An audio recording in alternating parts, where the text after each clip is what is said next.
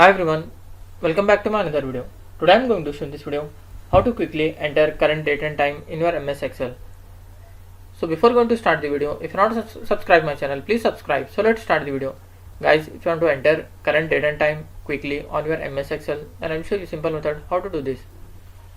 First, you can see I had open MS Excel file. In this, what you have to do, just type is equal to, then type now, now. Below you will find now. You have to double click on that, then hit enter. As you can see, the current date and time has been inserted.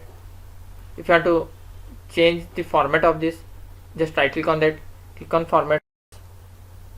You can select the format type as per your choice.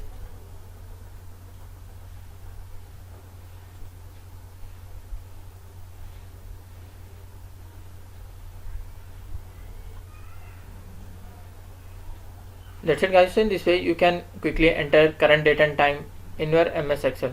Thanks for watching. Hope if you like this video, please like, share and don't forget to subscribe.